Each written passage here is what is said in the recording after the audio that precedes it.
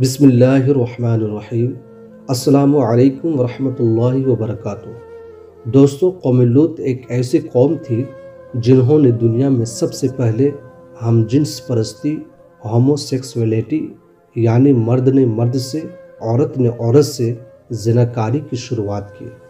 دوستو، قوم لوط کی طرف شیطان نے کس عورت کو بھیجا تھا؟ اس عورت نے ایسا کیا کیا جسے قوم لوط کی عورتیں بھی ایک نئے گناہ کے دلدل میں پھنس گئے؟ لاقص کون تھی اور اس نے قوم لوط کی عورتوں کو کیا سکھایا تھا؟ شیطان اللہ کا نافرمان، انسان کا سب سے بڑا دشمن ہے، جو الگ الگ طریقوں سے لوگوں کو دھوکے اور فریب میں ڈالتا رہتا ہے اور انہیں ورغلاتا ہے۔ قرآن و حدیث کے ذریعے پتہ چلتا ہے کہ شیطان صرف ایک مخلوق نہیں بلکہ ابلیس کی ایک پوری نسل ہے، اس کی انگنت اولادیں ہیں۔ قرآن مجید سے شیطان کے بال بچوں کے بارے میں پتہ چلتا ہے جو شیطان جیسے اور اس کے کاموں میں مدد کرتے ہیں۔ بتایا جاتا ہے کہ شیطان کی کئی اولادیں ہیں جن میں ولہان نامی شیطان نماز اور عبادات میں وسوسے ڈالتا ہے، مستور لوگوں میں افواہ پھیلاتا ہے، واسیم گھروں میں لڑائیاں لگواتا ہے، مرہ گانے بجانے کے گناہ کو پھیلاتا ہے۔ اور اسی طرح ابلیس کے کئی بیٹے کئی پوتے ہیں جو الگ الگ کاموں پر فکس ہیں۔ شیطان کی ان اولادوں میں ایک نام لاقص کا بھی ہے۔ لاقص دراصل شیطان کی بیٹی ہے جسے ابلیس نے ایک خاص ڈیوٹی پر لگا رکھا ہے، جسے قوم لوط کی طرف بھیجا تھا۔ قوم لوط دراصل اتہاس کی ایک طاقتور مالدار قوم تھی جو اردن کے علاقے میں آباد تھے۔ یہاں ہری بھری وادیاں تھیں جن میں سدوم اور عمورہ کے نام سے دو علاقے آباد تھے۔ ابلیس نے سدوم میں رہنے والے لوگوں کو اس طرح بھٹکایا کہ شیطان ایک دن انسان کی شکل میں سدوم کے لوگوں کے پاس آیا اور اس نے لوگوں کو آپس میں ہی مردوں میں ہی زنا سکھایا۔ لوگوں کو یہ برا کام بہت پسند آیا، لہٰذا ان لوگوں کو دھیرے دھیرے اس برے کام کی عادت لگ گئی اور وہ روزانہ اسی برے کام کو کرنے لگے، یہاں تک کہ اگر کوئی مسافر سدوم کے علاقے سے گزرتا تو یہ لوگ اس مسافر مردوں کو بھی پکڑ لیتے اور انہیں بھی اپنے ہوس کا شکار بنا لیتے۔ وقت گزرنے کے ساتھ یہ لوگ اس برائی کے دلدل میں پھنستے چلے گئے اور یہ لوگ عورتوں کے بجائے مردوں اور لڑکوں سے زنا کرنے لگے اور عورتوں کی کوئی دلچسپی نہ رہی اور کھلے عام اس برے کام کو شہر کے چوک چوراہے پر کیا جانے لگے۔ ان کی ہر محفل میں مردوں کا ناچ گانا اور ان کے ساتھ عیاشی اور زنا کرنا ان کا نیم بن چکا تھا۔ اللہ نے ان کے طرف بندے اور نبی حضرت لوط علیہ السلام کو بھیجا جنہوں نے سدوم کے لوگوں کو اس گندے کام سے توبہ کرنے کو کہا اور فرمایا، کیا تم لوگ وہ بے حیائی کرتے ہو جو تم سے پہلے اس زمین پر کسی نے نہیں کیا؟ تم مردوں کے پاس جا کر اپنی خواہش پوری کرتے ہو اور اپنی عورتوں کو چھوڑ دیتے ہو۔ تم لوگ حد سے گزر چکے ہو۔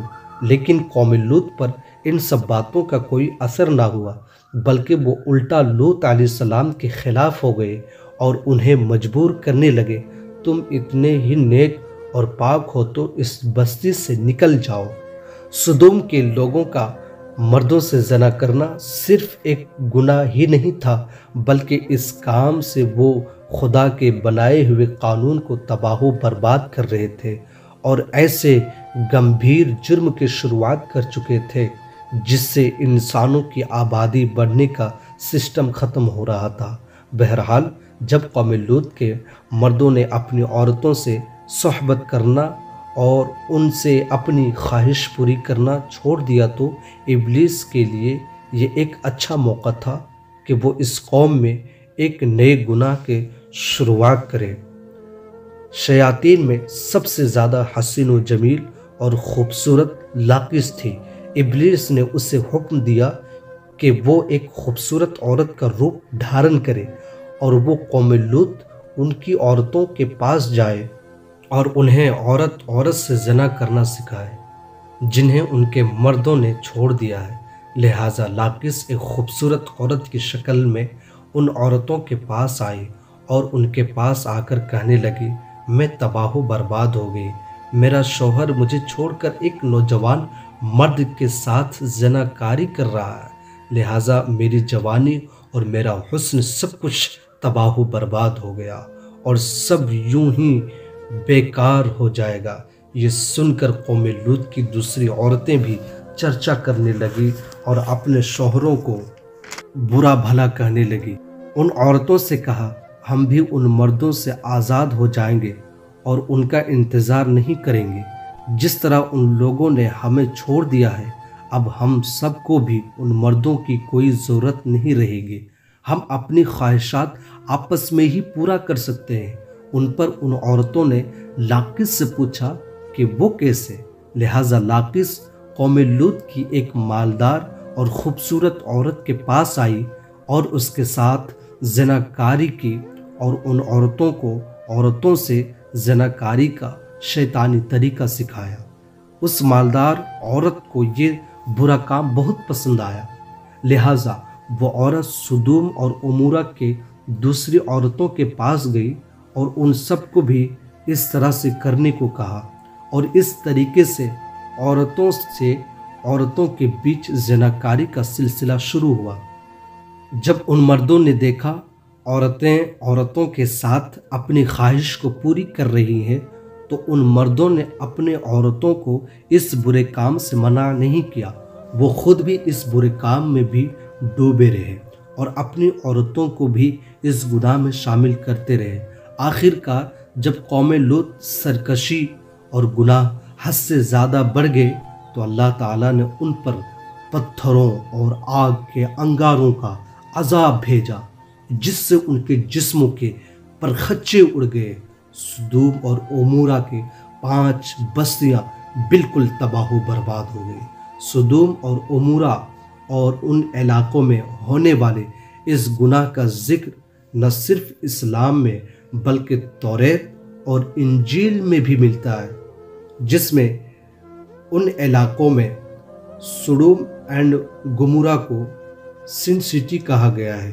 اس کے علاوہ پرانے یونانیوں کے اتہاس میں بھی سدوم کے گناہوں کا شہر کا ذکر بھی ملتا ہے، جس کے مطابق سدوم اور عمورہ انسانی اتہاس کے وہ پہلے علاقے تھے جہاں سے ہم جنس پرستی یعنی مرد کے مرد سے اور عورت کی عورت سے زناکاری کا ہوموسیکسولیٹی کی شروعات ہوئی تھی، اور ابلیس کی بیٹی لاقس نے بعد میں اس گھنونے گناہ کو بڑھاتے ہوئے وہاں کی عورتوں کو بھی ہم جنس پرست یعنی عورتوں کی عورتوں سے زناکاری کا عادی بنا دیا، جسے آج کے زمانے میں لیسبین کمیونٹی کا نام دیا جاتا ہے۔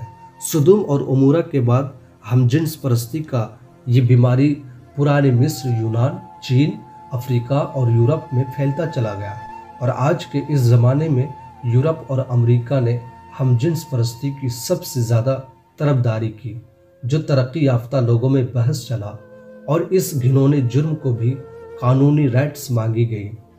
دراصل اللہ تعالیٰ نے ہر جاندار کے نر مادہ جوڑے پیدا فرمائے ہیں، ہمیں یہ نر مادہ جوڑے نسل کو بڑھانے کے لیے ہیں۔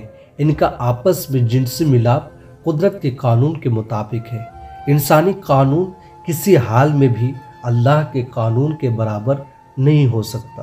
جن لوگوں نے ان گھنونے کام کو قانونی رائٹس دینے کی مانگ کی تھی، وہ لوگ آج ہوموسیکسولیٹی اور لیسبین کمیونٹی کو سماج میں درجہ دینے کو خوشی منا رہے ہیں اور انہیں واہواہی حاصل کر رہے ہیں، لیکن قرآن و حدیث ہمیں یہ سبق دیتی ہے کہ لوط علیہ السلام کی قوم بھی اسی طرح خوشیاں منا رہی تھی اور وہ بے حیائی کا پرچار کر رہی تھی، لیکن جب اللہ کی پکڑ ہوئی تو وہ قوم نیست و نابود ہو گئی، تباہ و برباد ہو گئی۔ تو میرے دوستو، یہ تھی آج کی ہماری ویڈیو۔ مجھے امید ہے کہ آج کی یہ ویڈیو بہت پسند آئی ہوگی۔ اب مجھے اجازت دیجیے، آپ خوش رہیں ہر حال میں، اللہ تبارک و تعالی آپ کو دکھوں سے دور رکھے۔ مجھے اجازت دیجیے، خدا حافظ، السلام علیکم۔